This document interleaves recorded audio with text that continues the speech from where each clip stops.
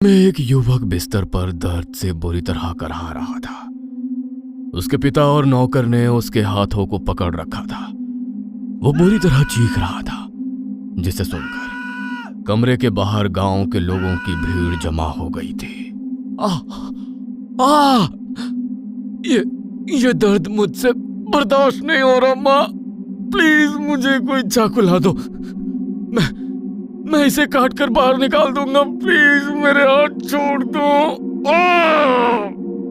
अचानक विजय ने झटके से अपना हाथ नौकर श्याम से छुड़वाया और दौड़कर सामने टेबल पर रखे इंक पेन को उठा लिया। उसने एक नजर उस पेन को घूर कर देखा। वो चीखते हुए उसे अपने सीने में घोंपने ही जा रहा था कि तभी उसकी मां ने आकर पेन उसके हाथ से 6 साल का पढ़ा लिखा लड़का था। विजय के पिता ने कुछ ही देर में उसके जानने वाले काबिल डॉक्टर की टीम वहां जमा कर ली थी। लेकिन डॉक्टर ये देखकर हैरान रह गए कि विजय की सारी जांच एकदम क्लियर है। जो विजय महसूस कर रहा था वो कोई शारीरिक बीमारी नजर नहीं आ रही थी। मैंने कहा था ना कि कोई डॉक्टर मेरी मदद नहीं कर पाएगा। मैंने कहा था आप लोगों से, ये कुछ और ही है। लेकिन ये क्या है? मैं खुद ही इसी सवाल का जवाब ढूंढ रहा हूं। इतना कहकर विजय दर्द से तड़प उठा। तभी कुछ ऐसा हुआ जिसके कारण वहां खड़े सभी डॉक्टरों और उसके परिवार की आंखें फटी रह गईं। विजय के सीने की त्वचा के नीचे कुछ लंबा और काला सा आकार तेजी से रेंगता दिखाई दिया। वो कभी बाईं पसलियों तक जाता तो कभी गर्दन की ओर चढ़ने लगता। मुझे लगता है हमें विजय को हॉस्पिटल शिफ्ट करना चाहिए। हम और इंतजार नहीं कर सकते। इसका शरीर नीला पड़ने लगा है। अगले 3 दिनों तक विजय अस्पताल में भर्ती रहा। दवाइयां देने के बाद भी दर्द कम होने के बजाय बढ़ता जा रहा था। रात होते ही उसके शरीर के अलग अलग हिस्सों में वही रेंगने वाली चीज दिखाई देने लगती। कभी हाथों में, कभी पेट में, कभी गर्दन में, कभी वो नसों से होकर उसके सर में चला जाता तो कभी उसकी आंखों में पहुंच जाता। हर बार विजय दर्द से बेहाल हो जाता और उसके मुंह से खून बहने लगता। दोनों की आंखें हैरानी से खुली रह गई थी। घर पहुंचकर कमरा चेक करो विजय का। उसके बिस्तर या अलमारी में जरूर कुछ मिलेगा। विजय के पिता ने बेटे की बेड की अच्छे से तलाशी लेना शुरू किया। गद्दा चादर सब हटाने के बाद बेड के नीचे की तरफ उन्हें 2 नींबू लाल कपड़े में बंधे नजर आए, जिन पर लौंग को गाड़ा गया था। ये क्या है? ये कहां से आया? ये नींबू है जिनका प्रयोग टोटकों में किया जाता है। जल्दी ही कुछ करना होगा वरना बहुत देर हो जाएगी। लेकिन माँ, आपको ये सब कैसे पता है? और कौन करेगा मेरे बच्चे पर टोटका? चलो मेरे साथ। ये वक्त बातों में समय खराब करने का नहीं है। किसने किया, क्यों किया, ये बात की बात। अभी लल्ला की जान बचाओ। दादी अपने बेटे सूरज को लेकर एक तांत्रिक के पास पहुंची और उस तांत्रिक को सारी परेशानी कह सुनाई। बाबा ने जल की कुछ बूंदें मंत्र की शक्ति से अभिमंत्रित की और उसे सूरज को देकर कुछ समझाया। सूरज आनन फानन में उस जल को लेकर अस्पताल पहुंचा। विजय को होश आ गया था और वो बेड पर लेटा बुरी तरह से करा रहा था। सूरज ने उस जल को विजय के शरीर पर छिड़क दिया। जल की बूंदें गिरते ही विजय अचानक दर्द से चीख उठा। उसका शरीर ऐसे जल उठा मानो किसी ने तेजाब फेंक दिया हो। ये नजारा देख सूरज का चेहरा गंभीर हो गया। उसने साथ लाई भभूत विजय के माथे पर लगाई और तेज कदमों से फिर से बाबा के आश्रम पहुंच गया।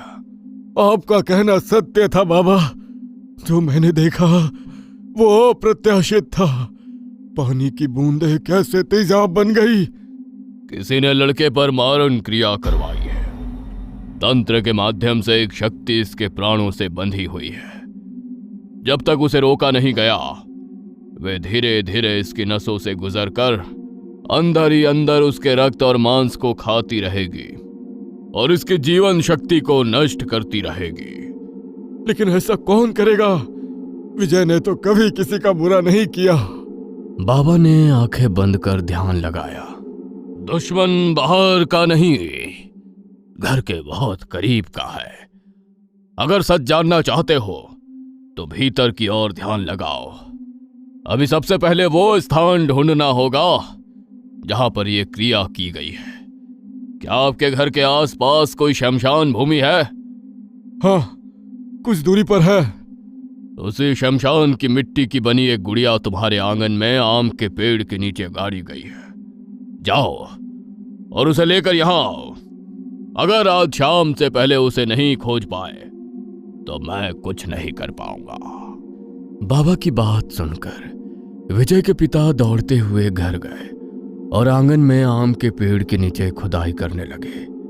कई घंटों की खुदाई के बाद उन्हें एक लाल कपड़े में बंधा मिट्टी का पुतला दिखाई दिया, जिसमें विजय के बाल, नाखून और तस्वीर दबाकर मिट्टी में गाड़ा गया था। पुतले के सीने में लोहे की 7 कीलें ठोकी हुई थी। विजय के पिता उस पुतले को लेकर बाबा के पास पहुंचे। अस्पताल चलो, अपनी आंखों से देखना टोटका क्या होता है। अस्पताल पहुंचकर जैसे ही बाबा ने पहली कील निकाली, बाबा के सामने बेड पर लेटे विजय ने लंबी सांस ली। दूसरी कील निकली तो उसके शरीर में रेंगती हुई आकृति गायब होने लगी और 7वीं कील निकलते ही पुतले में अचानक आग लग गई और बाबा को एक झटका सा महसूस हुआ। उसी क्षण विजय के शरीर से मानो कोई भारी बोझ उतर गया। जले हुए पुतले के अवशेष लेकर बाबा ने एक ताबीज में भरकर अपने पास रख लिया। लेकिन बाबा, आखिर ये क्रिया किसने और क्यों की? और ये राख, इसका आप क्या करेंगे?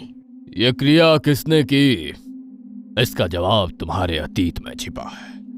बस इतना समझ लो, अतीत में इसी टोटके ने तेरे किसी अपने की जान ली थी। उसी ने अपने जख्मों का बदला लेने के लिए ये किया है। और ये राख, इसका प्रयोग मैं इस क्रिया को वापस उसी इंसान पर उलटने के लिए करूंगा। तुम देखते जाओ उसका क्या हश्र होता है। बाबा की बात सुनकर दादी कुछ देर तक पत्थर बनी अपनी जगह खड़ी रही। कहते हैं ना, अपने अतीत से भाग पाना आसान नहीं होता। इंसान के बुरे कर्म कभी उसका पीछा नहीं छोड़ते। बरसों पहले मैंने एक बाबा के पास तंत्र मंत्र की सिद्धि ली थी। अक्सर गांव के लोग भूत प्रेत, बाधा, टोटका वगैरह की काट करवाने के लिए मेरे पास आया करते थे। मुझे भी लोगों की मदद करना बहुत अच्छा लगता था, लेकिन मेरे ससुराल में कोई मेरे इस काम को पसंद नहीं करता था।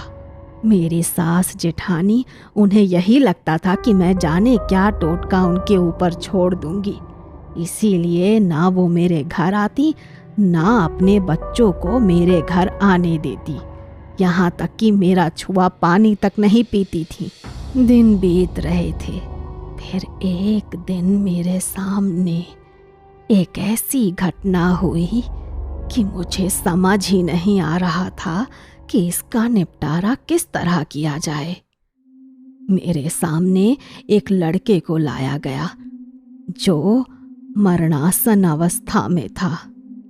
नई शादी हुई थी।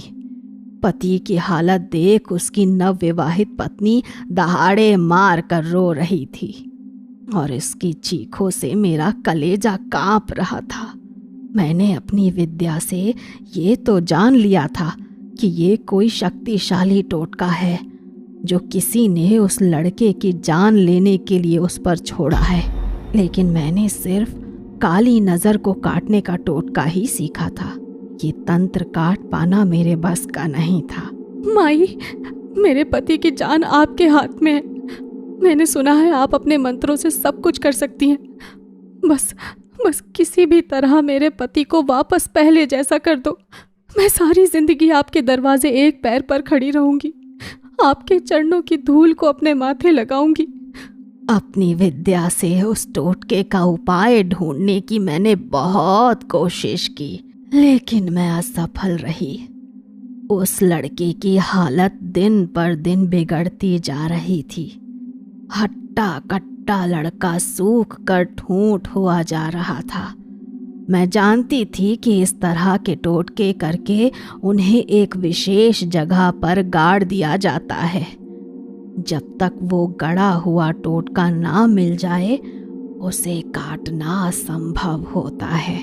मैंने वो जगह खोजने का बहुत प्रयास किया, लेकिन बहुत खोजने पर भी मुझे वो जगह नहीं मिली जहां पर टोटका करने के बाद उसे गाड़ा गया था। इस लड़के पर मारण क्रिया की गई है जिसे काटा नहीं जा सकता, इसीलिए मैं अब इसका उतारा करूंगी। इस लड़के के आंगन की मिट्टी और किसी ताज़ी चिता की राख लेकर आओ। लड़के के बाल और नाखून भी लगेगा और उसके बाद मैं बताती हूँ कि क्या करना है। मैंने आंगन की मिट्टी लेकर एक कच्ची गुड़िया बनाई। उसमें उस लड़के के बाल और नाखून लगाकर एक मानव खोपड़ी में शमशान से लाई राख भरी और उसे उस लड़के के ऊपर से उतार कर उसके साथ बताशे और मिठाई रखकर चौराहे पर रखवा दिया। ख्याल रहे, चाहे जो हो जाए, इस उतारे को खुद से दूर किए बिना किसी की बात का जवाब ना देना। हो सकता है कोई शक्ति आकर तुम्हारा ध्यान भटकाने की कोशिश करे, लेकिन तुम्हें ना मुड़कर देखना है, ना किसी की बात का जवाब देना है। लेकिन ये सामान रखना कहाँ है? गांव के बाहर जो पुराना शमशान है उसके सामने वाले चौराहे पर रखवा देना। उधर आजकल कोई जाता नहीं है। अगले 24 घंटे तक वो शक्ति उस गुड़िया में बंधी है। इस समय जिसने भी उसे छुआ वो उसी के ऊपर हावी हो जाएगी, इसीलिए कोशिश करो निर्जन स्थान पर ही ये रखा जाए। लड़के के पिता दादी के बताए अनुसार भरी दोपहर सारी सामग्री चौराहे पर रखने के लिए निकल पड़े। तभी उन्होंने सुना कोई पीछे से बार बार उनका नाम पुकार रहा था। ये आवाज कोई मुझे पुकार रहा है शायद। नहीं, यह जरूर कोई छलावा है। मैं पीछे नहीं मुड़ूंगा। खुद को संभालते हुए वे चौराहे की ओर बढ़ रहे थे। अभी वो कुछ ही दूर पहुंचे थे कि उनके पूरे शरीर में भयंकर दर्द होने लगा। गला ऐसे सूख गया कि ऐसा लगता था प्यास से प्राण निकल जाएंगे। अब उनसे 1 इंच भी आगे ना हिला जा रहा था, जैसे कोई शक्ति उन्हें वहां जाने से रोक रही थी। लाख कोशिश के बाद भी उसकी हिम्मत जवाब देने लगी और उसने ये उतारा गांव से बाहर रखने की बजाय दादी के घर के पास वाले चौराहे पर ही रख दिया और फिर वो लौट आया। लेकिन उसने दादी को ये नहीं बताई कि उतारा रखने वो गांव के बाहर नहीं गया। उस रात पूरा गांव अपने घर में खाना खाकर आराम कर रहा था। ना जाने उस रात होनी को क्या मंजूर था। सबके सोने के बाद दादी के जेठ का 18 साल का बेटा दादी के घर आने के लिए निकल पड़ा। रास्ते में वही चौराहा पड़ा जिस पर उतारा रखा गया था। एकाएक उसे सामने से एक गाड़ी उसकी ओर आती हुई नजर आई। खुद को बचाने के चक्कर में दीपक का पांव उस टोटके से जा लगा और अचानक उसकी आंखों के आगे अंधेरा छा गया। वो उसी पल जमीन पर गिर पड़ा। पूरे गांव में शोर मच गया। हर जुबान पर यही बात थी कि चाची ने टोटका करके अपने ही घर के बेटे की जान ले ली। यह सुनकर दादी के पैरों तले जमीन खिसक गई। वो लड़का जिस पर दादी ने उतारा किया था वो मौत के मुंह से लौट आया था। लेकिन दादी का अपना बच्चा देखा है,